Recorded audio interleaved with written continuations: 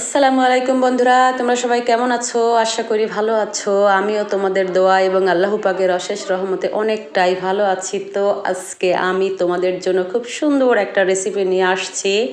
তো এই দেখো, সুন্দর পাকা টসটসা লাল টকটকা অনেক সুন্দর সুন্দর টাটকা টাটকা টমেটো। তো দেখো, আমি টমেটোর যে মুখগুলা খুলে নিচ্ছি একটা একটা করে। তারপরে আমি টমেটোগুলো সুন্দর পরিষ্কার পানি দিয়ে ধুয়ে নিয়েছি। তো এখন আমি একটা চপিং বোর্ডের মধ্যে রেখে ছুরি দিয়ে 4 ফালি করে কেটে নিচ্ছি। আর এই যে দেখো, টমেটোর মুখের যে অংশটা বা যেখানে এই যে বোটা থাকে, হ্যাঁ, এই বোটার এই অংশটা কিন্তু সিদ্ধ হতে চায় না। তো এই অংশটা তোমরা যে কেটে ফেলে দিবা, কারণ এখান থেকে কিন্তু সিরিঞ্জে করে বিভিন্ন ধরনের সার বা কীটনাশক দেওয়া হয়, যার জন্য এই জায়গাটা কিন্তু বিষযুক্ত জায়গা। তো এই জায়গাটা না খাওয়াই ভালো। তো এই কারণে এটা ফেলে দিতে হবে। তো আমি সমস্ত টমেটোগুলা এরকম 4 ফালি করে করে কেটে নিব। তো আজকে আমি তোমাদের দেখানোর জন্য আমি আজকে কি তৈরি করব বলো তো। তো আগে থেকে যদি তোমরা বুঝতে পারো তাহলে প্লিজ কমেন্ট করে জানিয়ে যেও যে আমি কি রেসিপি তৈরি করতে যাচ্ছি। তোমরা যদি আমাকে ফেসবুক থেকে দেখে থাকো তো আমাকে লাইক শেয়ার এবং কমেন্ট করে যেও। আর যদি তোমরা ইউটিউব থেকে দেখছো তাহলে আমাকে প্লিজ একটা সাবস্ক্রাইব করে যেও। তো এই দেখো, আমার টমেটোগুলা কিন্তু সবগুলা 4 ফালি করে কাটা হয়ে গেছে। তো আমার 1 গামলা মতো হয়েছে। তো এখানে আমি একটা ননস্টিকের পাতিল নিয়েছি, ননস্টিকের একটা কড়াই নিয়েছি। এই কড়াইয়ের মধ্যে আমি টমেটোগুলা, কিছু কাঁচা মরিচ এবং লবণ আর অল্প একটু সামান্য পানি দিয়েছি। দেওয়ার পরে 2-3টা এলাচ এবং 2 থেকে 3 মানে একটা দারুচিনি আমি ভেঙে নিব। যাই হোক, 2-3 পিস হবে। তারপরে আমি এটাকে কিন্তু খুব সুন্দর মতো ঢাকনা দিয়ে ঢেকে সুন্দর মতো একটা স্প্যাচুলা দিয়ে নাড়াচাড়া করে লবণগুলা মরিচগুলা মাখায়ে নিয়ে আমি ঢাকনা দিয়ে ঢেকে এটাকে সিদ্ধ হতে দিব।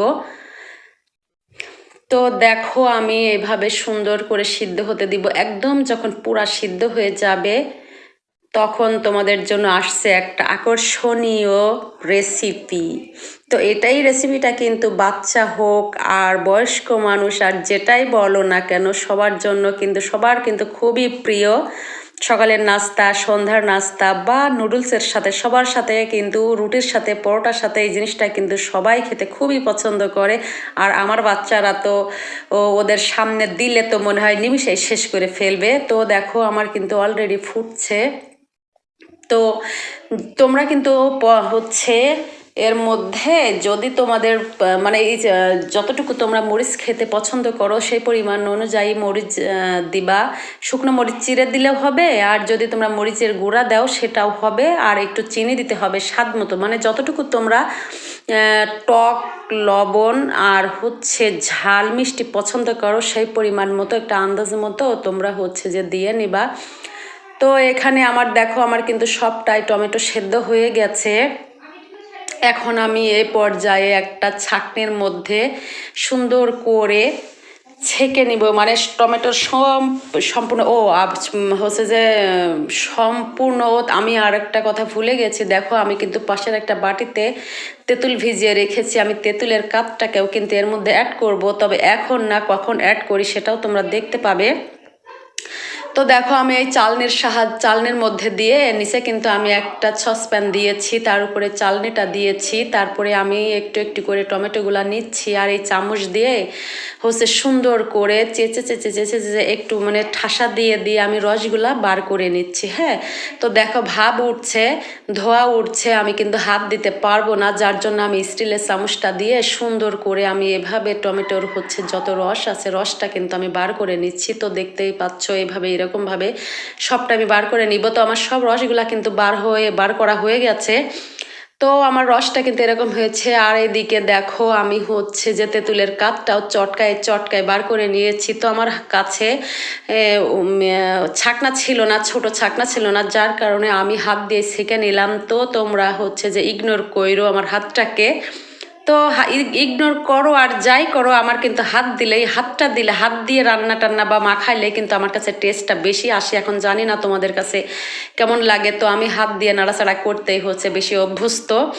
তো দেখো, এখানে আমি কিন্তু একটু অ্যারারুট নিয়েছি 2-3 চামচের মতো। তো অ্যারারুটটাকে আমি টমেটোর এই রস দিয়ে একটু সুন্দর করে গুলিয়ে রেখে দিব। এটারও কিন্তু কাজ আছে, তোমরা দেখতে থাকো কি হতে যাচ্ছে আজকে তোমাদের জন্য।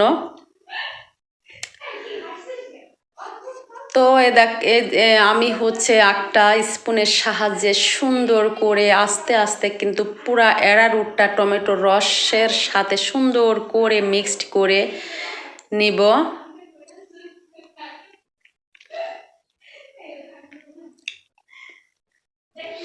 তো আমার যে ওইদিকে অ্যারারুট গোলানো হয়ে গেছে। তো আমি আবার কিন্তু প্যানটা চুলাতে বসিয়ে দিয়েছি, আর টমেটোর সেই রসগুলাও কিন্তু আমি কড়াইয়ের মধ্যে দিয়ে দিয়েছি। তো এখন আমি চুলাটা জাল করতে থাকবো। তারপর দেখো আমি আমার টেস্ট অনুযায়ী আমি বেশ 3-4 চামচের মতো চিনি দিয়েছি। যে যেমন মিষ্টি টক ঝাল খেতে পছন্দ করো সে তেমন তার টেস্ট অনুযায়ী সব কিছু দিতে পারো। তো আমি এখানে 3-4 চামচের মতো চিনি দিয়ে দিয়েছি। তো এখন আমি এগুলাকে সুন্দর করে নাড়াচাড়া করতে থাকবো। আসলে সব যে নাড়াচাড়া করতে থাকতে হবে, তা না হলে কিন্তু নিচেই লেগে যাবে। তো একটা কথা বলে রাখি, এখানে কিন্তু নন স্টিকের প্যানই ইউজ করতে হবে, তা না হলে নিচেই কিন্তু লেগে যাবে। আর যে নিচে যখন লেগে যাবে তখন পুড়ে যাবে, আর পুড়ে গেলে তিতা হয়ে যাবে, এটা কিন্তু খেতে আর ভালো লাগবে না।